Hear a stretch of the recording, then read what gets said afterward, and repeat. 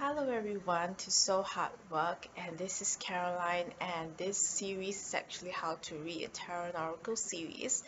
And in this short series actually we'll be getting into getting started. So a getting started series before we actually get into a technical reading on how to read the tarot and oracle. Hello everyone, welcome to So Hard Work, and I'm Caroline, and nice to meet you. So this session is actually on how to read tarot and oracle, but this is on getting started and how to actually get into reading the tarot and oracle.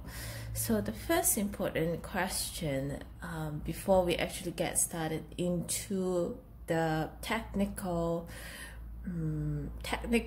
issues about reading tarot and oracle is actually selecting the right deck.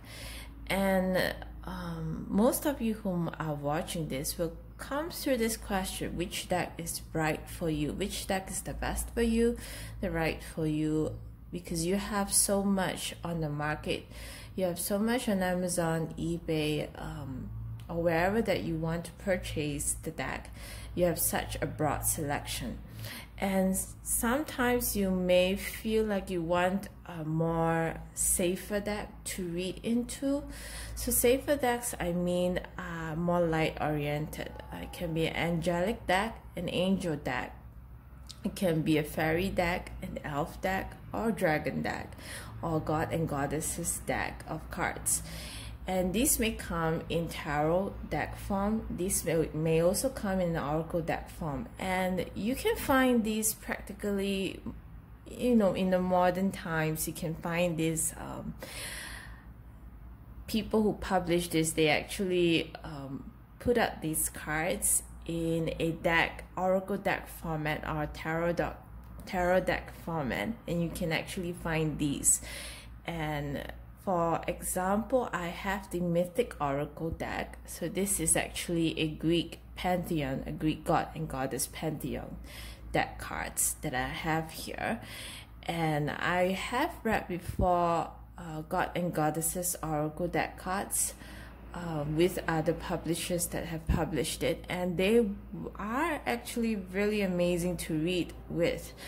Depending on the publisher who published the decks, you may even feel the energy of the god, the particular god or goddess is coming through, and can help you guide you and protect you during the reading as well.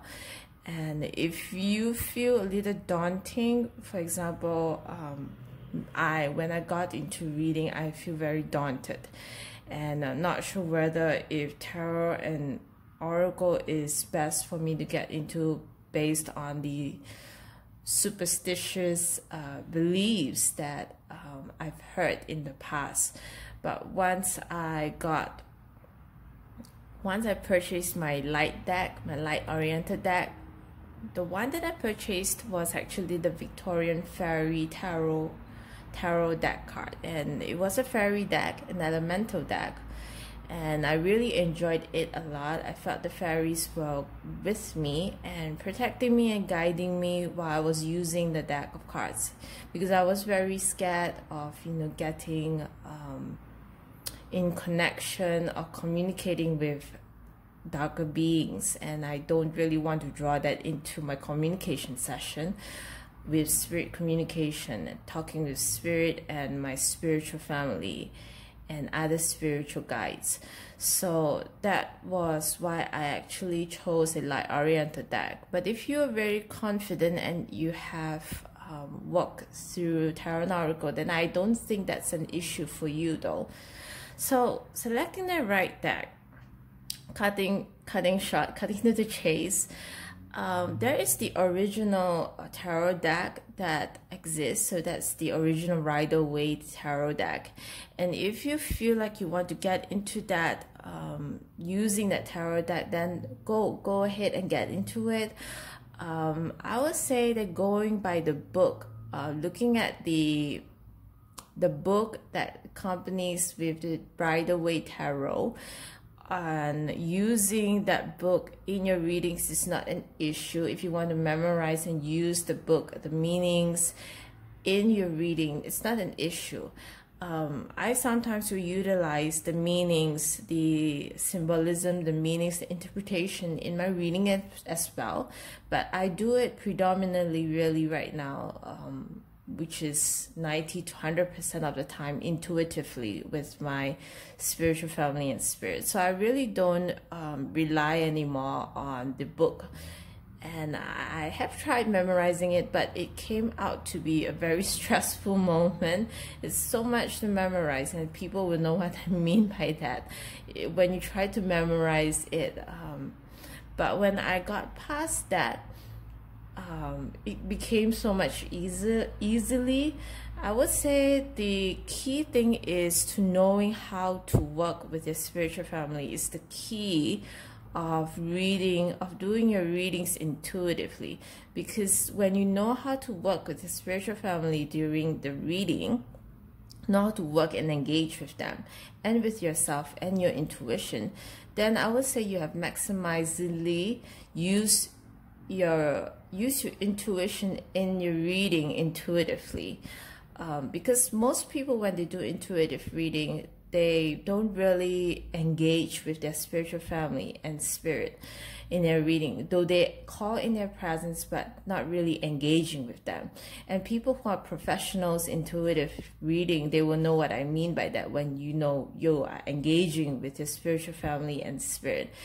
And if you feel that way, you can leave a comment about how you do your intuitive reading for professionals, to help people who are starting out doing intuitive readings, then feeling very confused and claustrophobic, starting out on this journey. So to choose the right deck, the first one we have come through it is the original tarot deck. The second one is actually elemental decks, and these are fun decks to work with. I would say that most of the time, people, when they want to reach out to these decks, they can be drawn to elemental beings, can be fairies, elves, dragons, mer people, and so much and so forth. And you can be drawn to these elemental beings and want to work with them. And I would say that that will actually be the main prerogative, that you will be drawn to these elemental being oracle or tarot deck cards. And the one great thing is that you will have fun with working with elements, with using elements in your readings, interpreting them. But the only thing I would say that came across on me as a professional reader when I use tarot and oracle as an elemental base is when I use the Victorian Pharaoh deck, because they utilize all 4 elements, so water, fire, air, and I believe there's another one, earth. And when I decided to use the Mermaid Tarot, what comes as an issue? If anyone knows, you can shout out, you can leave a comment. So this is a water deck, a water energy deck card. And I knew I would be in for trouble when I decided to go ahead and choose it as my deck of cards to work with. So all of the energy, the elemental energy in this deck of cards is water. And I was in for trouble because I was really used to interpreting and reading, utilizing the 4 elements as my base of reading and interpreting the cards in my session for myself, for clients as well. And when I got to this deck of cards, it was I was in for trouble. So this one particular point you may consider if you would want to use it as a professional deck for yourself or for a reading for others. You may find that these deck of cards that rely only on one element may be an issue, because you can't really rely or be dependent on how you have been reading your cards based on the 4 elements. And that is one very important point if you decide to purchase an elemental deck, either tarot or an oracle card. So that's the second type of deck of cards. The third one is actually, let me see.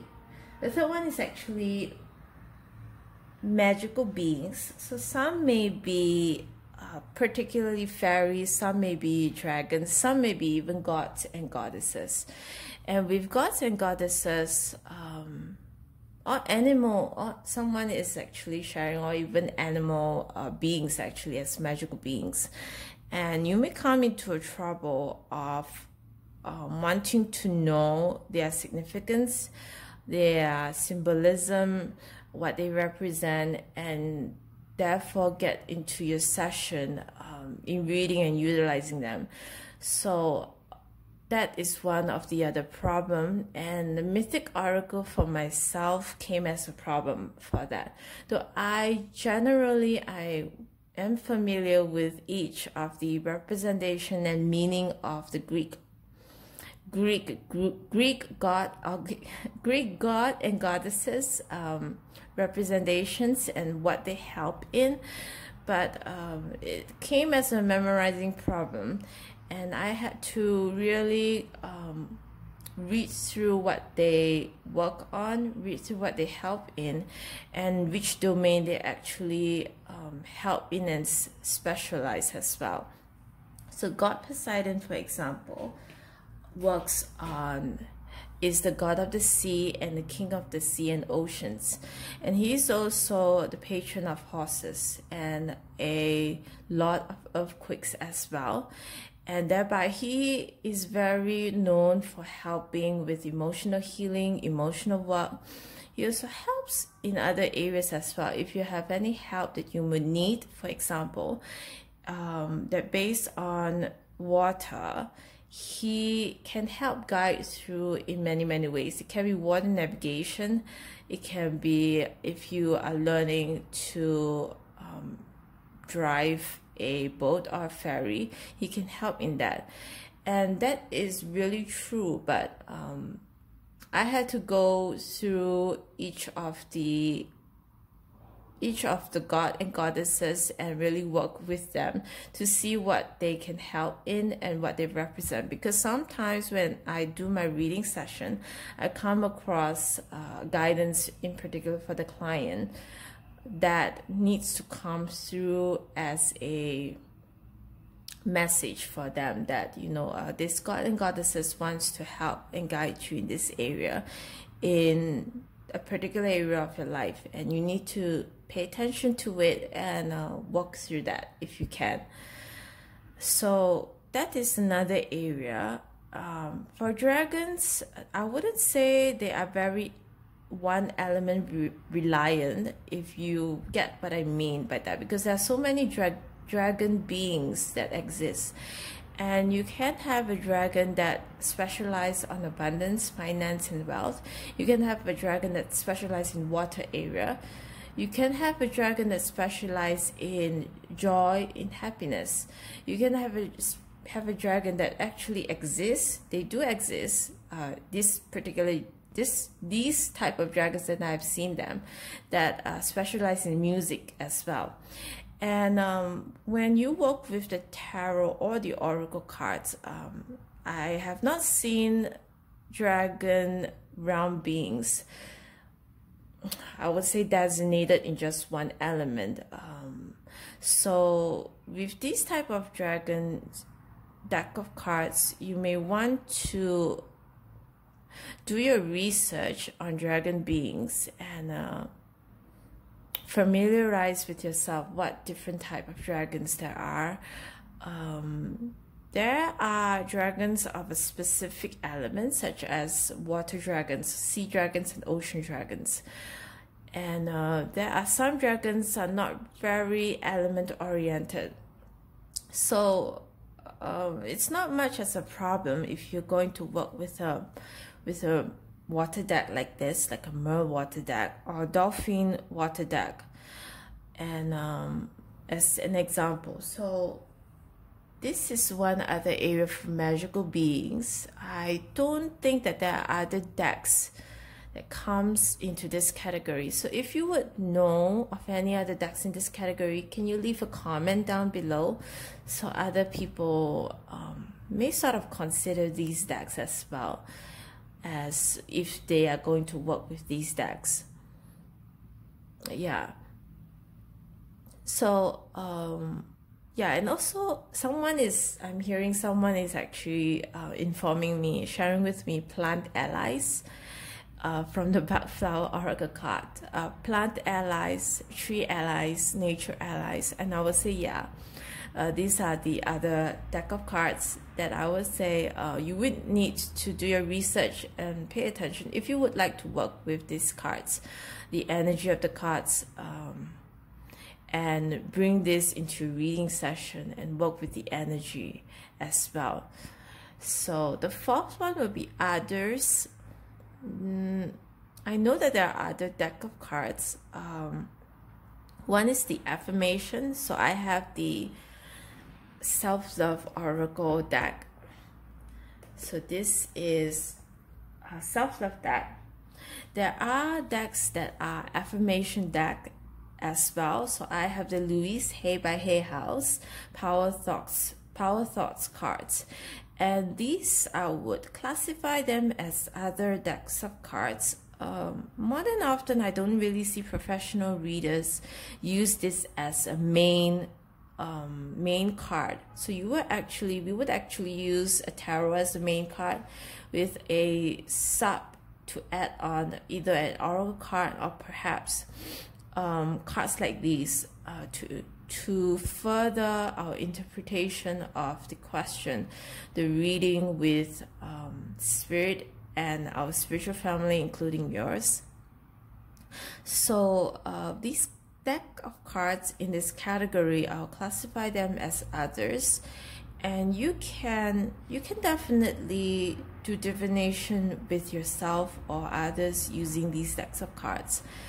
But from my experience as a professional reader, I would say that sometimes you would realize that using specific deck of cards may come through as an issue when you're trying to interpret them for specific questions.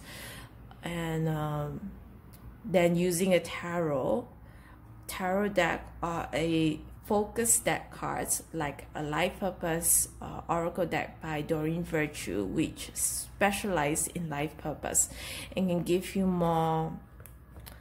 can help you focus in during the reading session for yourself and for your client more on the topic of life purpose instead, if you really need that help.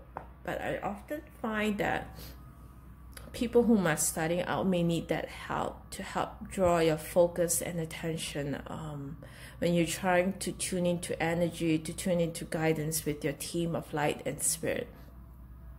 So that's all for the breakdown of the 4 type of categories of deck of cards that you can actually choose. I still have a few more of deck of cards that I have on hand. So what I usually buy is actually purchase what that spirit and my spiritual family guides me. So this is the other way that I actually work in, and I ask them to guide me the deck of cards that is the best for me to use during business for my clients, with my clients, and also with myself as well. So that is the other way that I actually work. If you have an issue with working with spirit and your spiritual family, I would say just tune in with yourself, see what you are resonating with you, what resonates with you, what you're drawn with, and start from there. Don't stress about it, don't worry about it, just tune in with yourself and start from there, and you will notice more fine-tuning with your intuition much more better. So this is the session on selecting the best deck for you, and I hope that everyone have enjoyed this session. I know this is a short session, one of the short ones than the other sessions that I will be uploading in the future. So thank you all for joining in, and if you have any comments and any sharings that you want to share, please feel free to leave in the comment section below and share them. I know that other people will benefit from this as well. So thank you all for joining in. See you all for another session again.